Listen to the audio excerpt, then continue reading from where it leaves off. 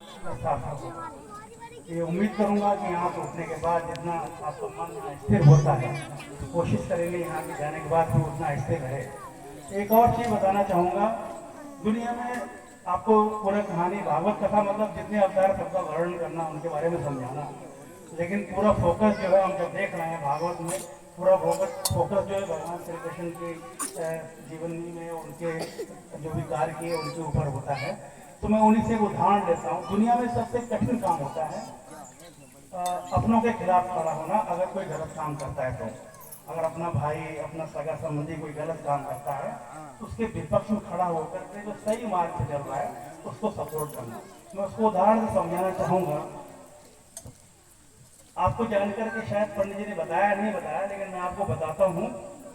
दुर्योधन के सगे समधी थे श्री कृष्ण भगवान। उनकी लड़की जो लक्ष्मणा थी वो श्री कृष्ण के लड़के शाम को गई, जो जामवंती का लड़का था। उसी रिश्ते की आड़ लेकर के दुर्योधन गए थे भगवान श्री कृष्ण के पास अपने पक्ष में युद्ध करने के लिए, अपने पक्ष में करने के लिए। लेकिन भगवान ने साथ किसका दिया? अर्जुन कर दिया, क्योंकि वो सत्य मार्ग पर चल रहा। सबसे कठिन होता है जब, और उनको पता था कि मेरे रास्ते में जो अगर मैं दुर्योधन की तरफ से युद्ध नहीं करूंगा तो बाकी लोग मेरा विरोध करेंगे। तो जितने भी विरोधी थे उनके, वो खास विरोधी कौन था? बाकी सबको कंट्रोल भी कर लेते, लेकिन सबसे बड़े विरोधी थे उनके जो काबू में नहीं आते, वो थे बलराम जी। उन्होंने क्या किया?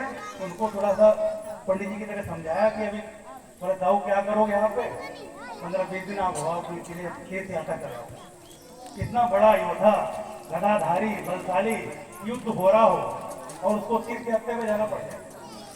भगवान श्री कृष्ण को मालूम था अगर यहाँ रहेगा ये तो ये अपरमन तरफ युद्ध करेगा, तो मुझे इसको मारना बड़ा कठिन हो जाएगा। वो मारना भी पड़े तो बड़ा, भाई को मारना कठिन हो जाता।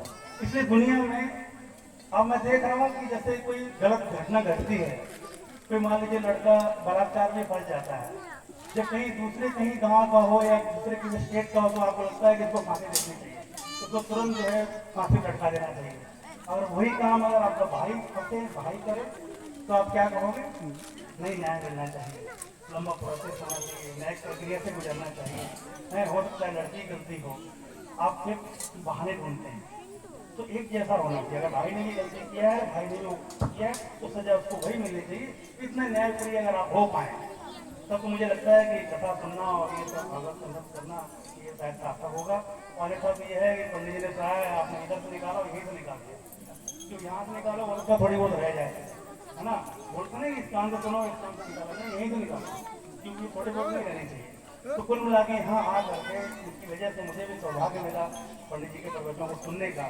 तो कोशिश करिए कि आप जो भी सुन के जा रहे हैं अच्छी चीज़ें, उसको अपने व्यवहारिक रूप में, व्यवहारिक जीवन में आप कितना अपने जीवन में ला पाते हैं। तो हमने देखा कई जगह कथा हो रही है, कोई सत्संग कर रहा, भजन कर रहा, लेकिन ज़्यादातर मैंने देखा है व्यवहारिक रूप में वो लोग उतने अच्छे नहीं हैं। आपके विषय में आपसे बेहतर और भगवान से अलावा कोई नहीं जानता। जितना आपने कुकर्म किए अपने जीवन में, गलतियाँ की है, आप जानते होंगे, ऊपर वाला जानता है। उसके सामने तो आप पाक साफ होकर रहना चाहते हैं, अच्छे बन के रहना चाहते हैं। अगर अपने आप को आप स्वच्छ कर लिया, आप कोशिश करिए तो आप अंदर हैं, जो अंदर है वही बाहर होगा। आदमी दोहरा जीवन जी रहा है, अंदर कुछ है बाहर कुछ है। तो आज के लिए इतना काफ़ी। बाकी रामपुर वासियों को एक बार फिर बधाई देना चाहूँगा कि आपने कम से कम इतना श्रवण का मौका दिया। धीरे धीरे कम हो जाएगा, धीरे धीरे ये बच्चे नहीं राम का नाम नहीं बता पाएंगे। थोड़े दिनों बाद अगर कथा भागवत ये नहीं होगी, संस्कार नहीं देंगे तो बच्चे नहीं कर पाएंगे। अभी आप देखो बच्चे, छोटे बच्चे जब टीवी देख रहे होते हैं तो जैसे आप आस्था चैनल लगाते बच्चे उठ के भाग जाते हैं। उनको कार्टून चाहिए, उनको पिक्चर चाहिए, उनको रुचि नहीं है। पुराने जमाने में हम देखते थे लड़के बेचारे मंदिर में जाके 2 चौपाई गा के स्कूल जाते थे।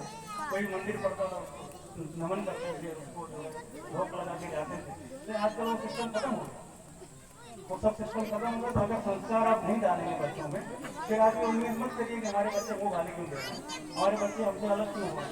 तो बचपन से ही सिखाइए उनको। आप जब खुद मंदिर में जाएंगे, आप खुद कथा श्रवण करेंगे तो बच्चों को भी वैसे संस्कार पड़ेंगे। कोशिश करिए अच्छे संस्कार हो। वैसे भी बहुत कमी आ गई इन सब चीज़ों की, बहुत बिरले लोग मिलते हैं। आदमी अगर कहीं अच्छी बात बता रहा है तो बोले ज्ञान मत दो यार, ज्ञान मत दो। अधिक ज्ञान बहुत मिल गया, क्योंकि उसको लगता है यार ज्ञान दे रहा है करता नहीं है। अगर उसको अपना करके बच्चों को डांटने के बजाय, अगर बच्चा कहीं आपको किसी से पैसे गिरे पड़े तो तुरंत कोशिश करिए जहाँ से मिले उसको वहाँ तक पहुँचाने का प्रयास करिए। बच्चा देख रहा है, बच्चा देख रहा है। आपने देखा होगा फौजी जीवन, आज फौज में भी हाल में लोग वहाँ भी दूषित हुए, करप्शन वहाँ भी हो गया, लेकिन फिर भी बाकी अगर तुलना करें तो बाकी महत्व से कम है।